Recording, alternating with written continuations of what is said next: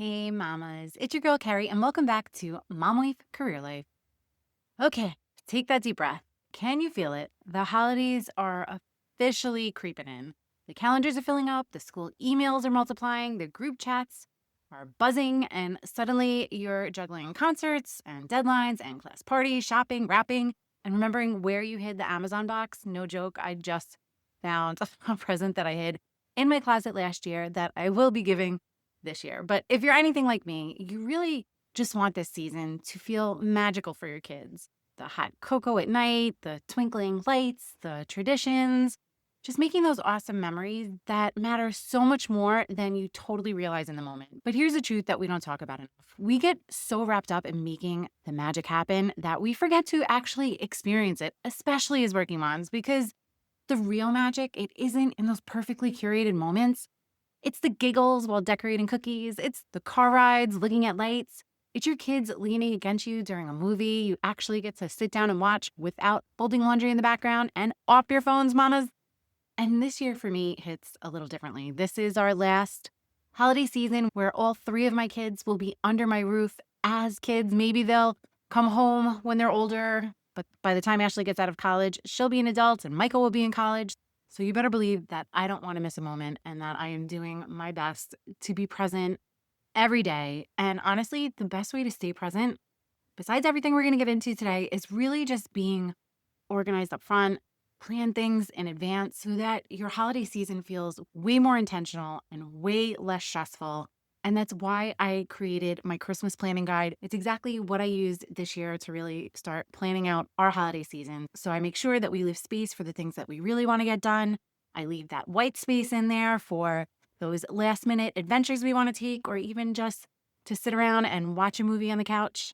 And I really want to share it with you so that you can plan an intentional holiday season too. The link to grab it is in the show notes.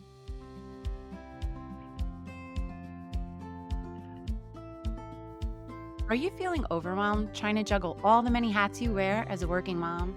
Do you want more quality time with your family without distraction of work and time alone to take care of yourself and your needs? Welcome to Mom Wife Career Life.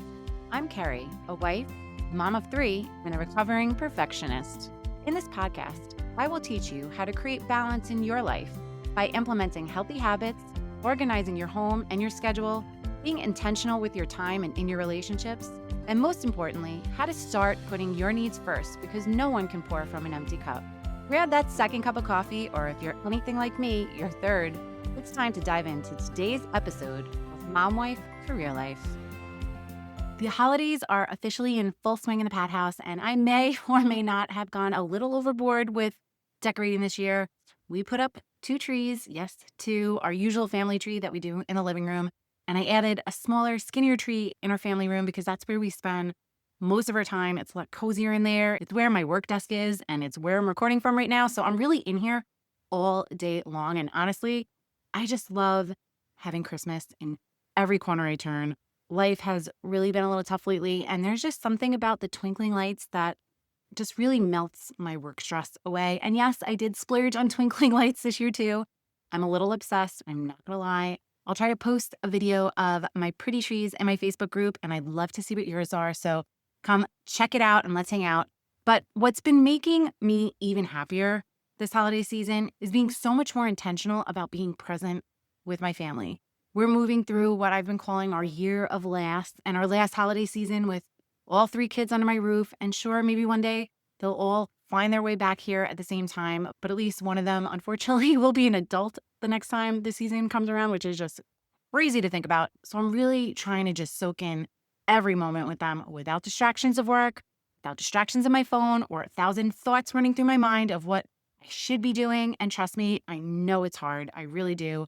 There's always that Amazon purchase I forgot to make, or that email that I feel like I should respond to, or that one thing on my list that just seems so urgent. But that's exactly why I wanted to talk about this today, because it's so important, especially this time of year, to stay present in the middle of all the crazy. We don't want to miss out on the beautiful season. And let's be honest, we pour a lot of effort into making this season special. So let's jump in and talk about how to stay present, even when life gets busy and loud and full of all the moving parts. And first, we're going to start with anchoring yourself in the everyday magic.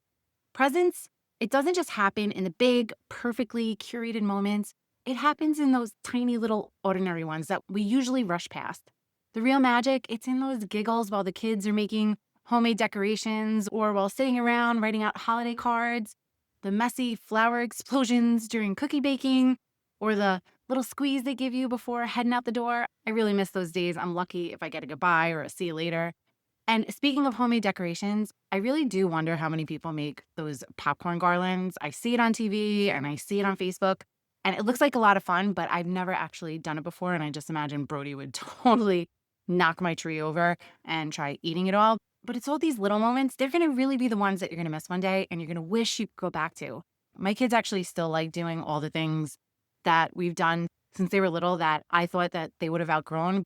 But I think all teens, a little once in a while, they just long to be little again. And the holiday season really is just the perfect time for it. So here's your invitation. When these small moments happen, I want you to pause, put your phone away, unless you're taking a quick pic, and then put it away. Take a slow breath and just a mental snapshot, the kind that's going to stay with you long after these decorations come down. And ask yourself in that moment, what do I want to remember about this moment 5 years from now? Their little hands, their laughter, the way they believe in the magic, the way you feel just sitting with them. That one question is going to pull you instantly out of that autopilot and distraction and back into the present. Number 2, trade mindfulness for mindful pauses. I know as moms, multitasking is how we get so much done in a day. We can answer an email, sign a permission slip, stir the soup, and remind someone to please, for the love of all things holy, put your shoes where they belong, all in the same 60 seconds. It's totally a skill we have, but when we're juggling everything, we're not actually in anything. So here's the shift. Give yourself permission to pause just for a moment. Maybe light a candle and actually notice the way it smells. I have a candle on my desk that I made with Kaylee on one of our mother-daughter dates, and it's a mix of apple spice and pumpkin, and it's just absolutely delicious. And I light it and I just take it in. Or if you're cooking, maybe stirring soup or pasta, just stop and feel the warm steam on your face. Or when your kids start telling you a story about their day, really look at them. Put your phone down, stop stirring that pot, and just watch the way their eyes light up. Hear the excitement or the frustration or the silliness in their voice. And side note, one of my favorite questions to ask my kids is, what is something that made you laugh in school today? The responses are going to be amazing. It's really such a great way to get them to talk. And sometimes they just start laughing because they remember what happened. So highly recommend it. We did it last night at dinner, and it's the first time we actually sat down for dinner, just the 5 of us, in a really long time. And it was such an awesome night. So enjoy those moments. And I'm telling you, these tiny mindful pauses, they don't just slow you down. They really just center you, and they remind your brain, this is what matters. This is your life happening in real time. Don't worry about the future. Don't think about yesterday. Just enjoy the present. And the best part, your family is going to feel the difference. Even that 10-second pause is enough to make someone feel seen, feel heard, and loved. And it really creates better habits, especially if you're in the stage where your kids have phone, which, side note, if you're not, try to hold out as long as you can. Number 3, I touched on this before, but protect the white space on your calendar.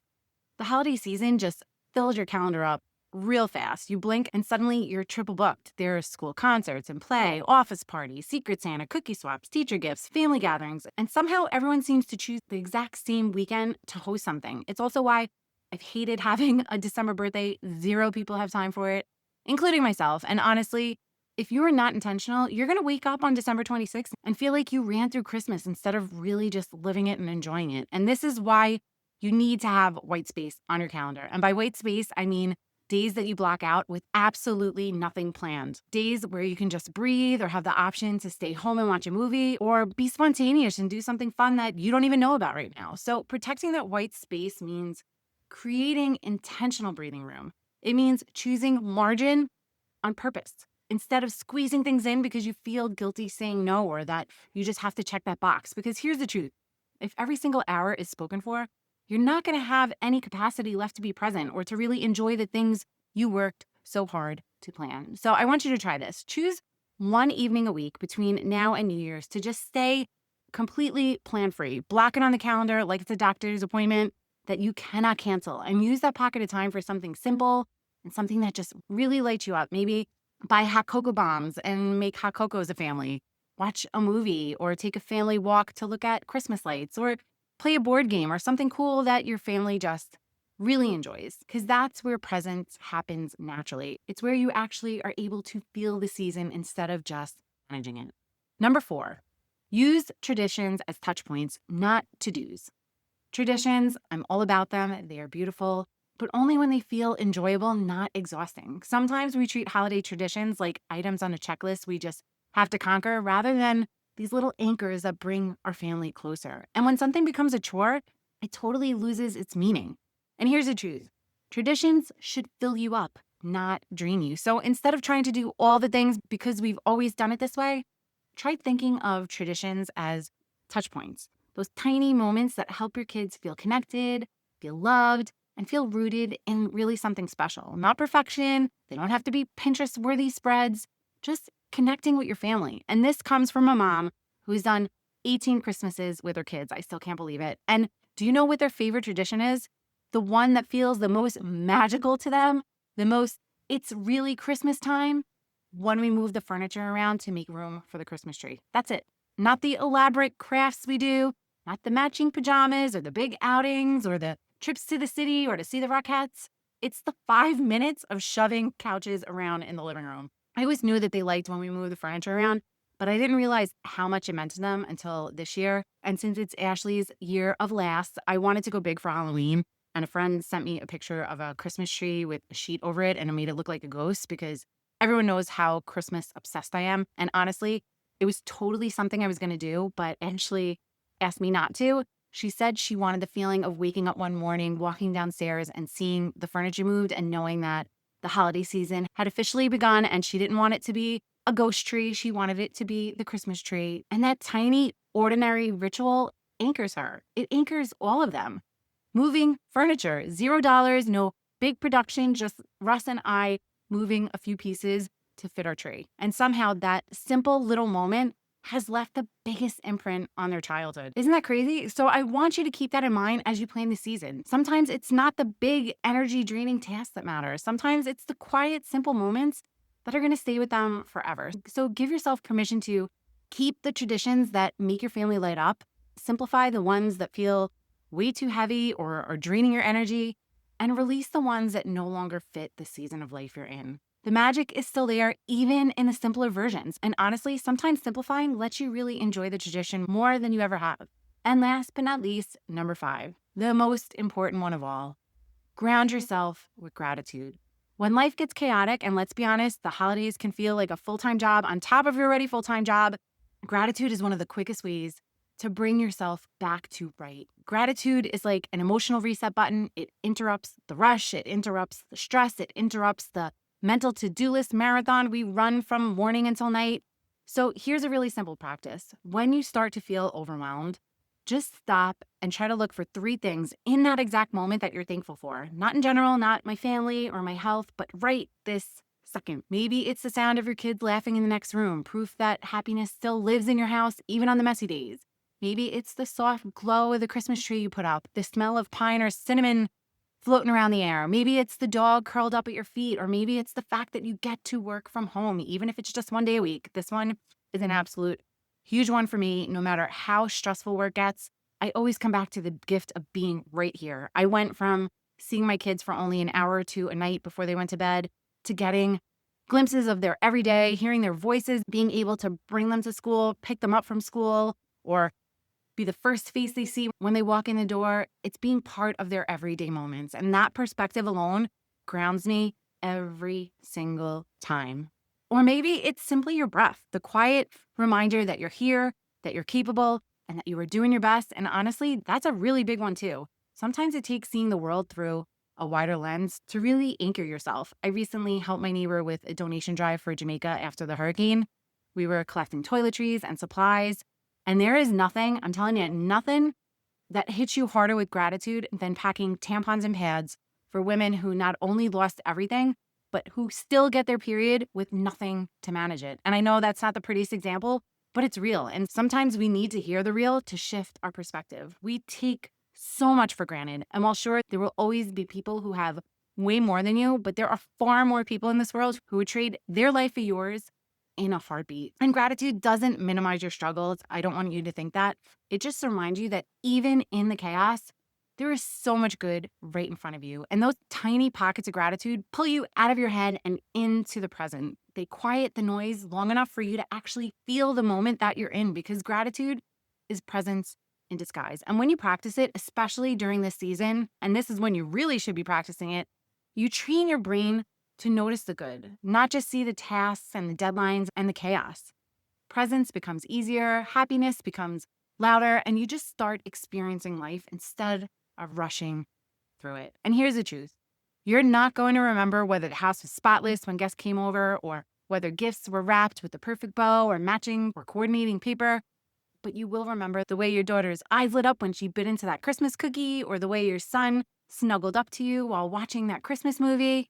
So let's stop rushing through life like it's one giant to-do list. Let's slow down, let's breathe, and just be in the moment, even in the messy, ordinary ones, because those are the ones that your kids are going to remember. So here's to being present, not being perfect, and here's to memories that don't need filter. If this episode spoke to you, I would love for you to share it with a friend. And if you don't already follow the show, take a second and hit that follow button so you never miss another episode. Sending you so much love and holiday light until next time on Mom, Wife, Career Life with Carrie Pat. Before you go, if you found this podcast helpful, I would be so grateful if you would take a minute, go on over to iTunes and leave me a review. If you have other stressed out mamas in your life that you feel this podcast could help, take a screenshot of this episode, post it on your Instagram stories and tag me, and let them know that they are not alone and they can create balance in their life too.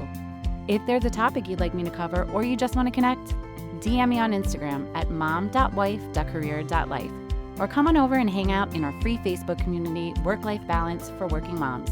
Sending you so much love and light until next time on Mom, Wife, Career Life with Carrie Pat.